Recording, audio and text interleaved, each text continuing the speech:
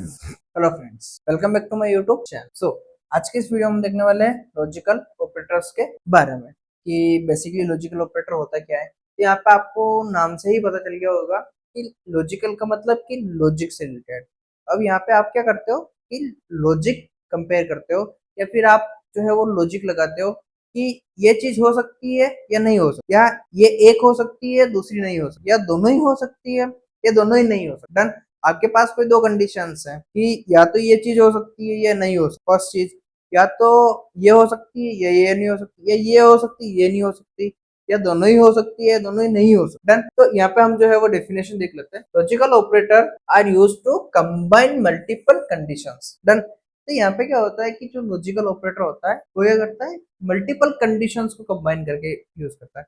कि मान लो आपके पास एक दो तीन चार पांच कंडीशंस है। अब पांचों कंडीशन में आपको चेक करनी है कौन कौन सी कंडीशन ट्रू होगी, कौन कौन सी कंडीशन फॉल्स होगी। तो मल्टीपल जो कॉम्बिनेशन है वो आप जो है वो कंडीशंस इसमें चेक कर सकते हो यूजिंग लॉजिकल ऑपरेटर।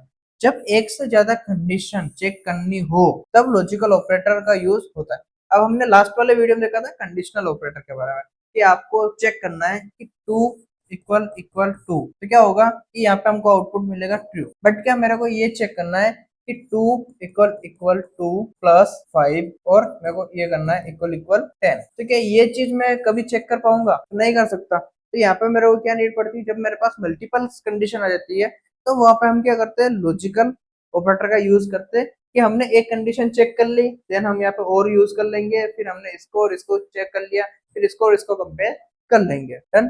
तो यहाँ पे हम किस किस तरीके से लॉजिकल ऑपरेटर को यूज कर सकते हैं और कौन कौन से हमारे पास लॉजिकल ऑपरेटर होते हैं। तो यहाँ पे सबसे पहले हमारे पास ये सारे सारे जो है वो लॉजिकल ऑपरेटर्स होते हैं। यहाँ पे जो हमारा फर्स्ट है वो है एंड, सेकंड हमारा और, थर्ड है वो नॉट, एंड, और एक्सॉर। डन। तो अब यहाँ पे क्या है कि एंड और जो है वो आपको रिपीटेडली दिखाई देंगे।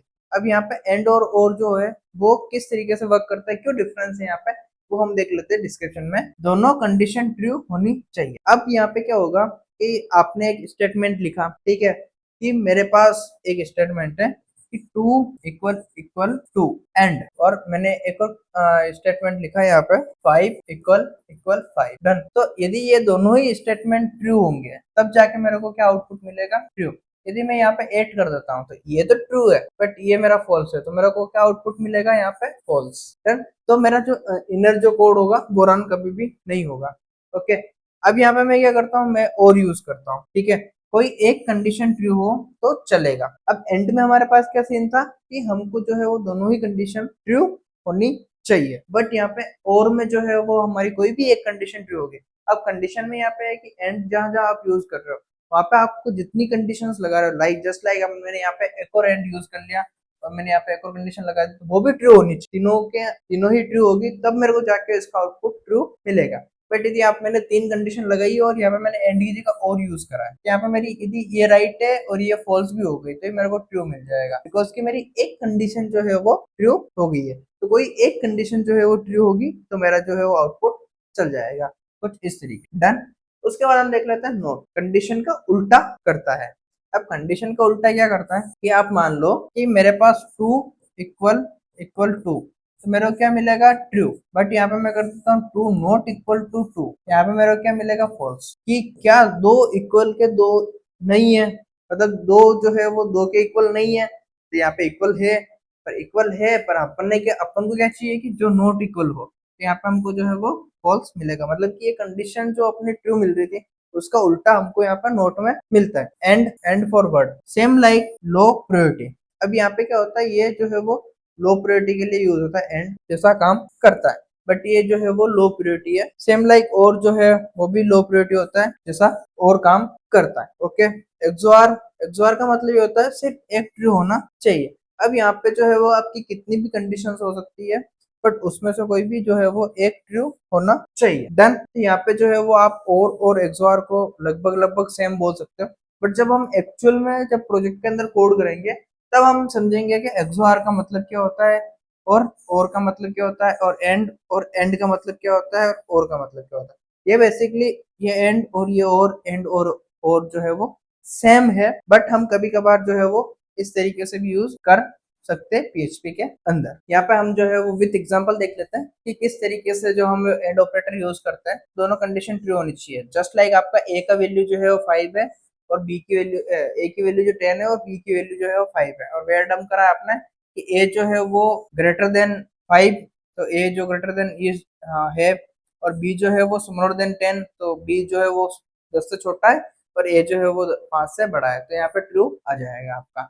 सेम लाइक और ऑपरेटर देख लेते हैं, ए इक्वल 2 और बी इक्वल 10। तो यहाँ पे हमने वेयर डम करा है, यहाँ पे जो ए है वो 5 से बड़ा है तो नहीं है, बट यहाँ पे बी जो है वो 20 से छोटा है, हाँ, तो यहाँ पे ये कंडीशन फॉल्स हो गई बट ये ट्रू हो। यहाँ पे हमारे पास आउटपुट क्या आ जाएगा, ट्रू आ जाएगा। यहाँ पे आप देख सकते हो कि ये कंडीशन फॉल्स है, ये कंडीशन हमारी ट्रू हो गई है। सेम लाइक यहाँ पे आप देख सकते हो कि ये हमारी कंडीशन ट्रू हुई है बट यहाँ पे फॉल्स आएगा, बिकॉज की जो हमारा ए है वो छोटा है 5 से, मतलब कि ए जो हमारा वैल्यू है वो 5 से बड़ी है, इसलिए हमको जो है आउटपुट जो है वो फॉल्स मिलेगा। फिर एक्सोर का देख लेते हैं, सिर्फ कंडीशन ट्रू होनी चाहिए। यहाँ पे 10 प्लस 5, यहाँ पे जो ए है वो 5 से बड़ा है, यस, ए जो है वो 5 से बड़ा है, तो बी जो है वो 10 से बड़ा है, नहीं, बट यहाँ पे जो है वो हमारी ये कंडीशन ट्रू हो गई है, मतलब कि यहाँ पे जो है वो ट्रू आ जाएगा। डिफरेंट एंड और एंड, दोनों एंड है, प्रायोरिटी अलग अलग है, ट्रू और फॉल्स। रिजल्ट एंड और एंड फॉल्स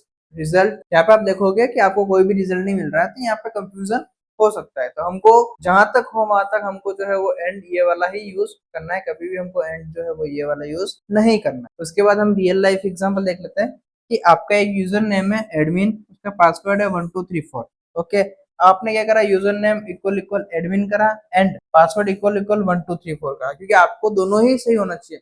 आपका जो एडमिन का यूजर नेम है वो भी सही होना चाहिए और पासवर्ड भी सही होना चाहिए, तभी आपका जो है वो लॉगिन कर पाएगा, वरना जो है वो इनवैलिड आ जाएगा। इस तरीके से जो है वो आप लॉजिकल ऑपरेटर का यूज कर सकते हो PHP के अंदर।